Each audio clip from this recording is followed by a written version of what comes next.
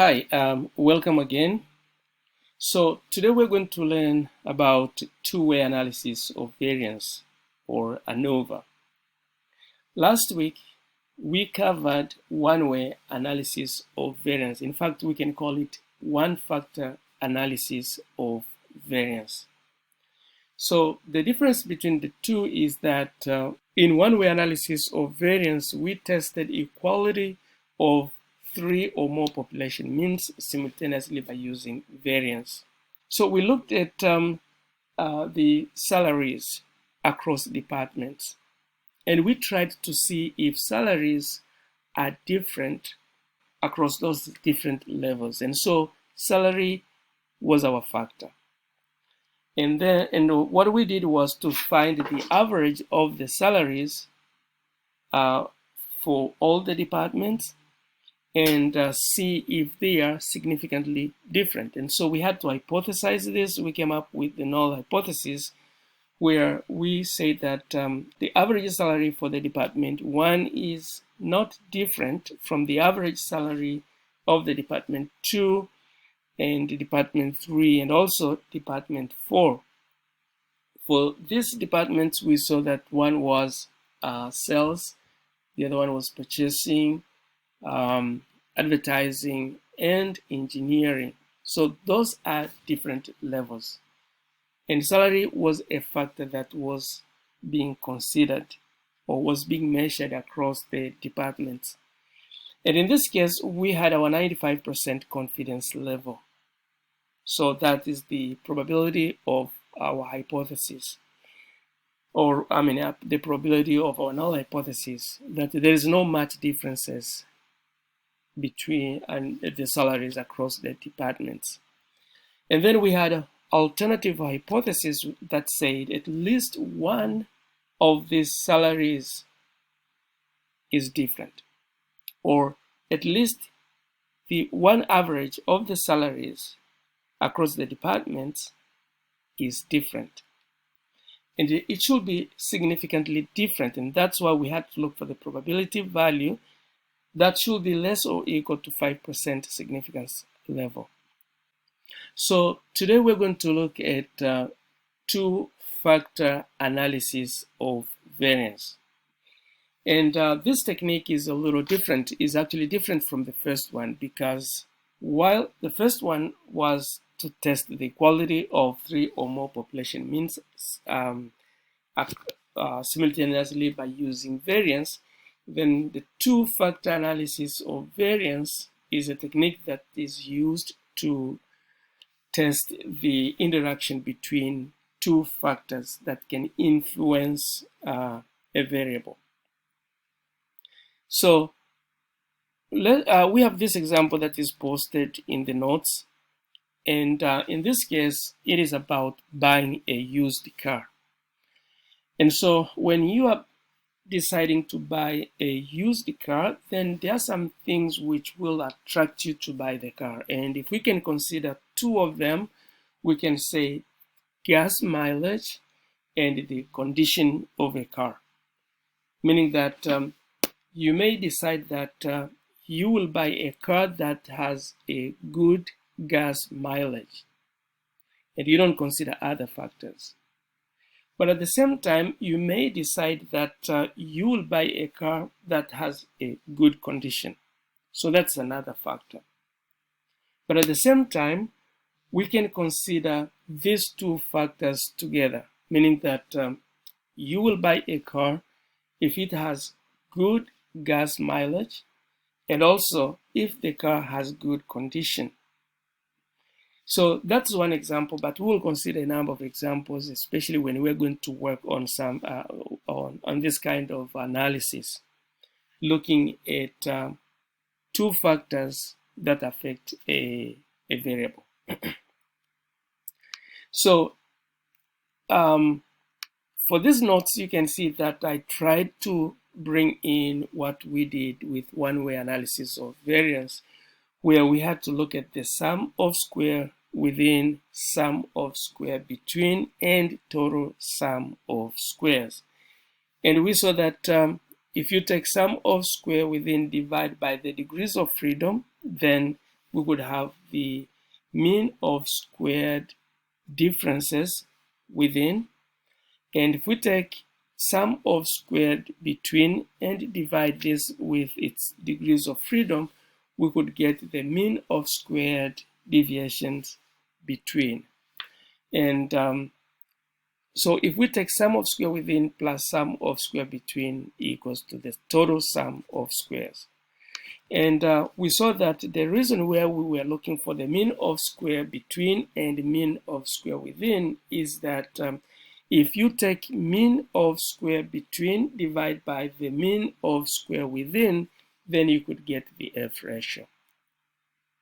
So if you can remember what we said in when we learn about one-way analysis of variance, is that we couldn't use t-test to test the differences between averages of 3 or more variables, because we are limited by only significance level. And so we couldn't use the same significance level to compare, let's say, the average salaries of first department with the average salary of the second department, one department and the third, one and fourth, and so forth, because we are limited by this 5% significance level. Please review what we discussed last week. And so we saw that in this case, instead of using t-test, we had to use F ratio.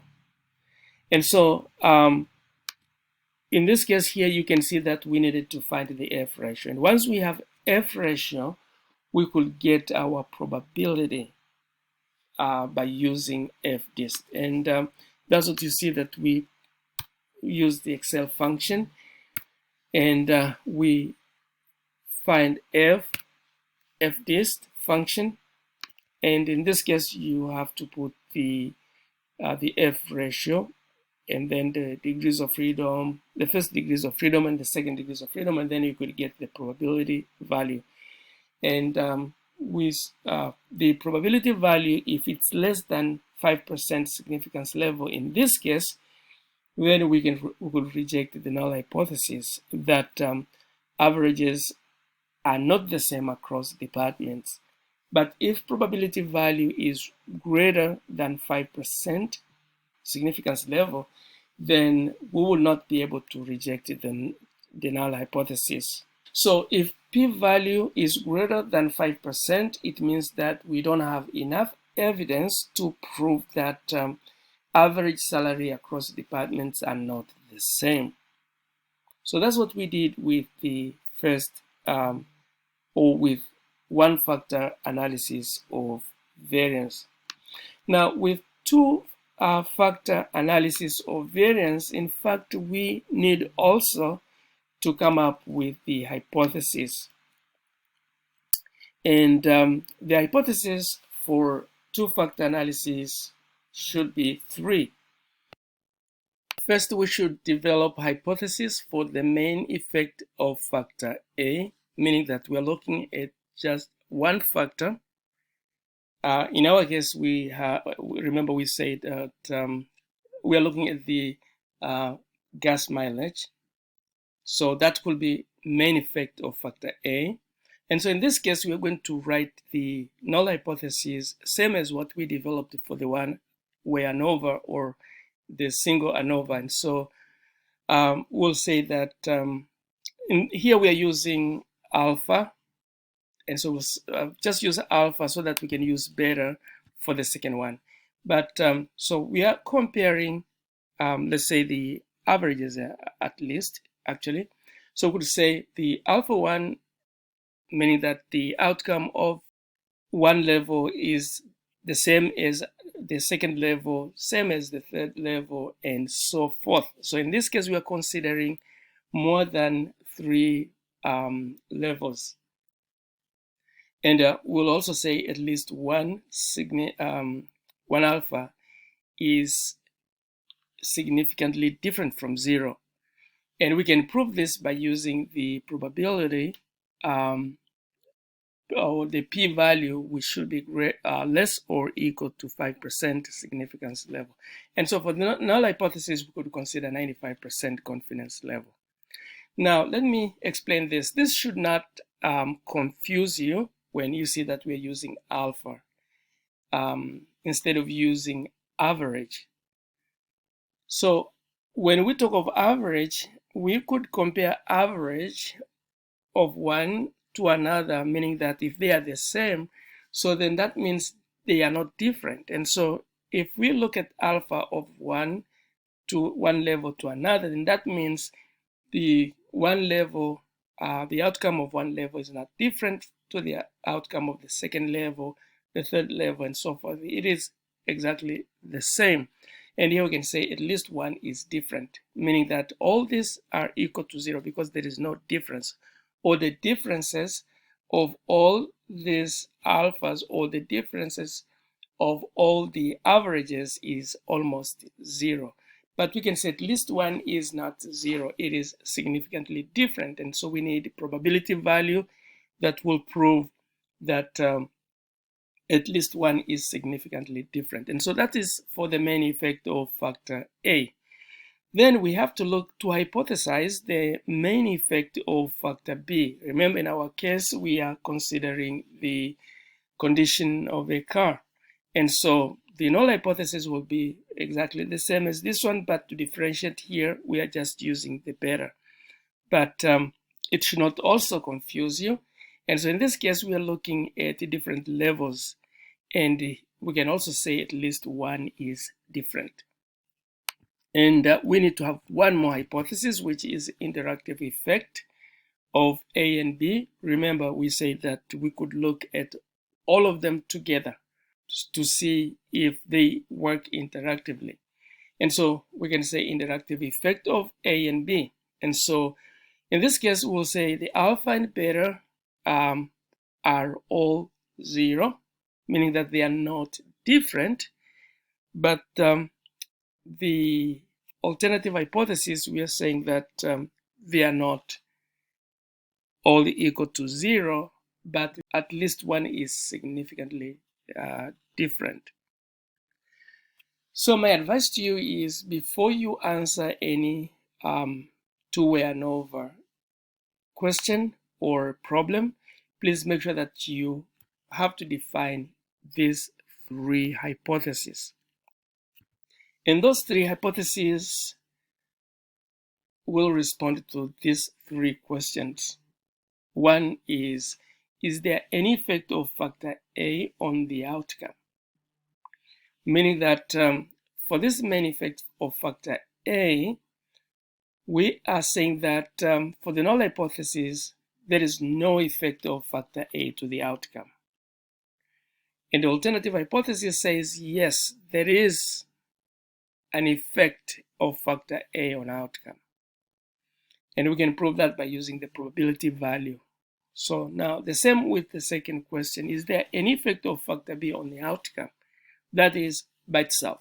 In our case, we are considering the condition of a car. So is the condition of a car have an effect on the decision to buy a car? Now the last one is there any effect of one variable over the levels of the other? Will that make a difference? So that's what actually we have developed the hypothesis to be able to test and answer these 3 types of questions. And so in this case, we're going to look at the, remember we had before the sum of square within and sum of square between. But all we're going to do is we're going to look at the main, sum of square of the main effect A plus the sum of square of the main effect B plus the sum of square of the interactive of A and B, and then we'll look at the sum of square within. When you add all of them, they will give you sum of square total. So in this case, then we have to get the data, and we test by using the two-way ANOVA. And so then we'll be able to solve the question. So in this case, we will also consider the degrees of freedom so that we can get the mean of squared of factor A and mean of squared deviation of factor B when we divide by their degrees of freedom. And then we'll be able to find the F ratios. So in this case, we're going to look at the F ratios, where we're going to take mean of squared of main factor A divided by the mean of squared within, we get 1F ratio. We'll take mean of squared deviations of factor B divided by the mean of squared within to get the F ratio for that level. And also we'll find the F ratio for the interactive, where we will take mean of squared between a mean of squared deviation of the interaction between A and B. And so by doing so, then we'll find the F ratios. And once we have all the F ratios, then we'll see, we'll use the F ratios to get the probability values.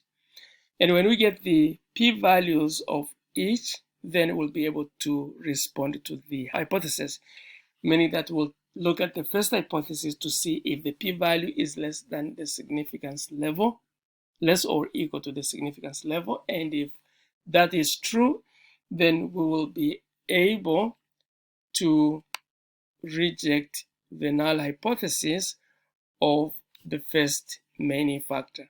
But if the probability value is greater than the significance level, then we will not have enough evidence to reject the null hypothesis. And so we'll say the lack of the differences will remain. And so then we'll look at the F ratio for the second factor. And that too, we will find the probability value, because we're going to use the F test as the way I showed it before. And in this case as well, if the probability value is less or equal to 5%, then that means we will be able to reject the null hypothesis, and we're going to say that at least one is significantly different. But if the probability value is greater than the significance level, then we will fail to reject the null hypothesis, or we will lack evidence to prove that these means are different. We won't have enough evidence to prove so. And that will be the same for the interactive effect of factor A and B. We'll test this hypothesis by using p-values. Here we have an example, and we're going to work on this example to see if to see how we can actually solve the two-way ANOVA problem. So it says a research study was conducted to examine the impact of eating a high-protein breakfast on adolescents' performance during a physical fitness test. Half of the subjects received a high-protein breakfast and half were given a low-protein breakfast. All of the adolescents, both male and female, were given a fitness test with high scores representing better performance. Test scores are recorded below. So here you can see that we have male, we have a group of male and female. And then we have those who were introduced to high protein and those who were introduced to the low protein. And here it says, test the differences in protein levels between male and female subjects to see if there are any significant main effects or an interactive effect.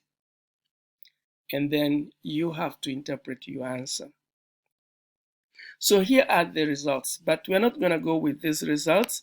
We're going to do, because we're given data, then we're going to work on the data to see how we can perform two-way ANOVA.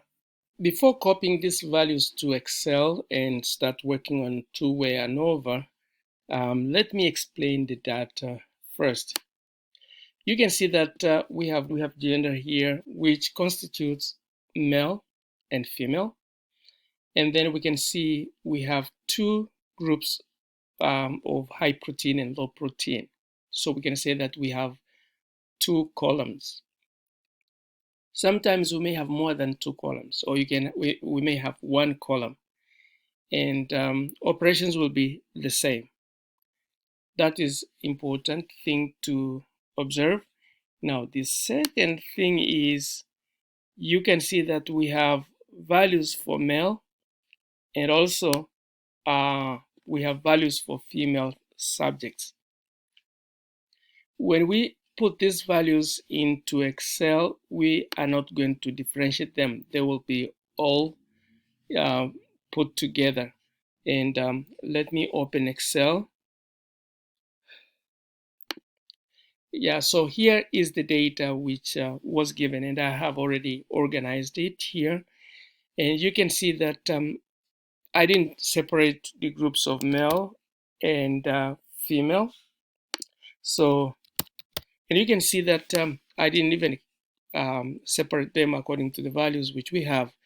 But we're going to instruct the algorithm to understand the rows for male and rows for female subjects. And so please don't separate the values like skipping the row. That will create a problem. Make sure that everything is organized as I have organized here. And so I think everything is okay. So what we're going to do is to use two-way ANOVA to solve the problem. So to be able to use two-way ANOVA to solve this problem, you need add-ins, and I know that you know how to add in the data analysis. So for me, I'm using Mac, and so I could go to, it's a little different. I could go to the tools and click on Excel add-ins, and then I'll select analysis toolpack. But we have learned how to add in some other functions by using Windows. So in this case, because I have already clicked on the add-ins and selected the data analysis, so I will click on the data, and I have my data analysis here. And all I'm going to do is to select two-factor ANOVA with replication. We could use the ANOVA two-factor without replication if the selection itself doesn't allow replication. We have learned about this in probability, especially when you flip a coin and get the results. You can reflip it again. You can do that a number of times. But without replication is when something is selected, then you cannot reselect it again. Anyways, in this case, we're going to use ANOVA two-factor with replication. And so we need to provide the input range. And our input range will include everything that we have here. And so I will select everything. And then there is this section which says rows per sample, meaning that we're looking at how many rows do we have per sample. So you can see that in our original question, we have, let me count, 1, 2, 3, 4, 5. So we have 5 rows for male, and then we have 1, 2, 3, 4, and 5. So those are 5 rows for female. And so in this case, I will select 5, meaning that I will count 5 rows, and that will constitute information or data for male, and then count 5 rows, the next 5 rows for female. And so Excel will read that. That's why I was able to type these female and male anywhere. So we have 5 rows per sample, and our alpha should be 0.8. 0.05. That is actually default. And our output range, we need to select this. So let me select here. That's where I want the output to be. And I think I'm all set. I'm gonna click OK. And this is the output we have for the two-way ANOVA with replication.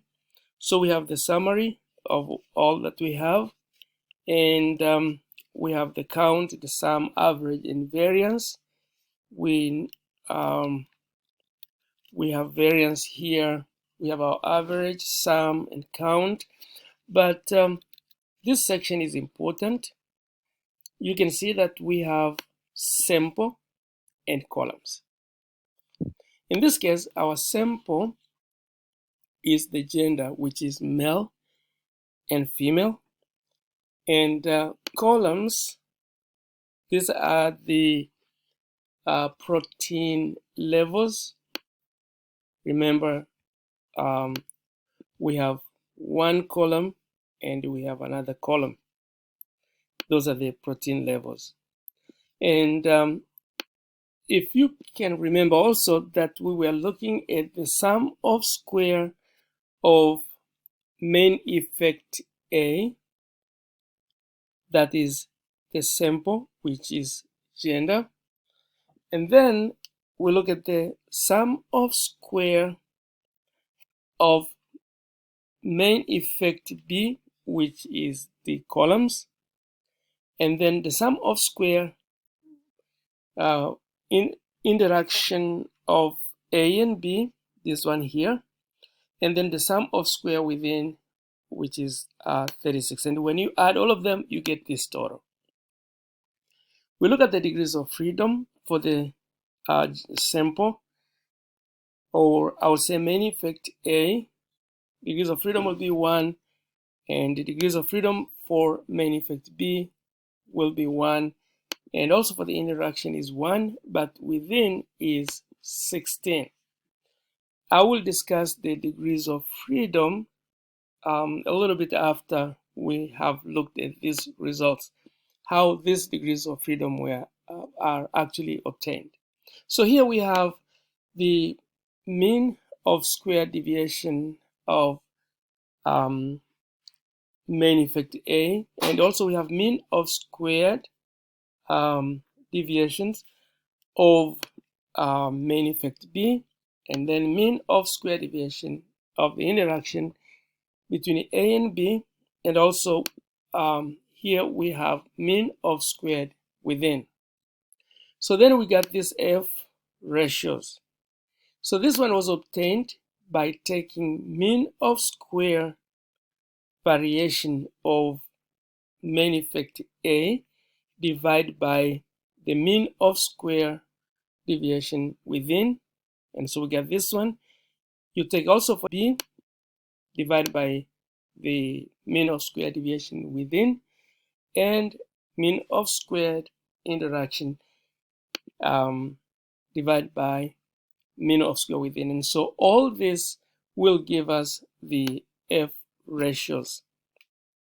So why do we need F ratios? We need F ratios because they help us to find probability. But here you can see we have the probability value. Probably let me show you how did we obtain this probability, and I'm gonna click there, and then I'll put the equal sign, and I'll type F dist. So this one I'm going to select it, and it will ask you to put X value, which is the F ratio. I'm going to click that, and then it asks you to provide degrees of freedom 1, which is this one here, and then you are supposed to put degrees of freedom 2, and these degrees of freedom are for the within, and so I will click 16. If you close the bracket and enter, you will see that we will get the same probability value. Probably let me do for the second one as well. How did we get it from the F value? So let me just select the cell over there put equal sign, type F dist, and so I'll select the F value, which is this one here, and then degrees of freedom, which should be this one, and the second degrees of freedom, which is the degrees of freedom within. So I'm going to click this one, and if you enter, you will see that we get the same probability value. And so you can try for the last probability value. Now, these probability values are important because they help us to interpret the hypothesis. So let's look at the p-values. So the first one, you can see that it is less than 0.05. And so we can see that the hypothesis for the main effect A, the null hypothesis is rejected. I will discuss that from the when we go back to the question and where we created our hypothesis. Now, let's look at the second one. You can see that this is also less to 5%, and therefore, this p-value will help us to reject the null hypothesis for the main effect B. And the last one, which is interaction, you can see that it is greater than 0.05. And therefore, we don't have evidence to say that one factor is considered more than the other factor when you put all of them together. So back to the question, or back to the hypothesis that we created. Remember, the null hypothesis states that the one level is the same as alpha for the second level. It is not that much different with the alpha of the third level, and so forth. So they are all, the difference is 0. But here we are saying at least one factor, or at least one alpha is significantly different from 0, meaning that one of these is different from the other alphas, and that is significant. So here our probability value is 95% confidence level, and therefore we need to come up with the probability value which is less or equal to 5%.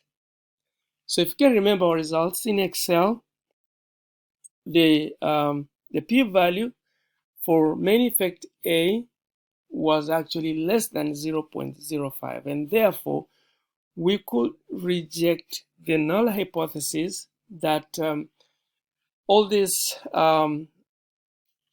values are not the same, they are not equal. If we look at the probability value which we got, which is less than 0.05 significance level, then that shows that we will reject the null hypothesis to say that at least one alpha is significantly different from all this. And so the main effect A is significant when making decision. So what is main effect A? So we are looking at main effect A, which is gender. So it means that when you have boys and girls, they don't have same reaction to the protein level. Therefore, it could be female or boys that have significant different, or they all differ in protein level. And so we have main effect B. So if A, we have found that the p-value is less than 0.05, and therefore we rejected the null hypothesis and say at least one is different. Now that's between gender, right? So now for the main effect of factor B, we are looking at different proteins. Do the different levels of protein matter. So we look at the p-value. In this case, our p-value is less than 0.05, meaning that we rejected the null hypothesis. And since we rejected the null hypothesis, then we can say that at least one is different, meaning that levels of protein, the high level and lower level, are not the same. They don't provide same reactions. They differ in providing different reactions. And let's go to the third, which is interaction effect. And so the interaction effect, our p-value was greater than the significance level, which is 0.05, and therefore we failed to reject the null hypothesis. And by failing to reject the null hypothesis, it means that main effect A and B both may not overrule the other one. And that's what we say here. Is there any effect of one variable over the levels of the other? So in that case, we will say there is no effect of one variable over the levels of the other. So that's how we can answer this kind of questions. Now, it is very important for you guys to remember that for the two-way ANOVA, you have to come up with the hypothesis, and you need three sets of hypotheses. One is the main effect for factor A. The second one is the main effect of factor B. And the third one is the interactive effect of A and B. So whenever you have this kind of question, please make sure that you create the hypothesis, and that is for the two-way ANOVA. This is different from the one-way ANOVA, where we had only one set of the hypothesis, the null hypothesis and alternative hypothesis. The only thing that we saw in one-way ANOVA was that at least we have three or more means that we consider they are the same across different levels. And we could have the alternative hypothesis where we can say at least one is different.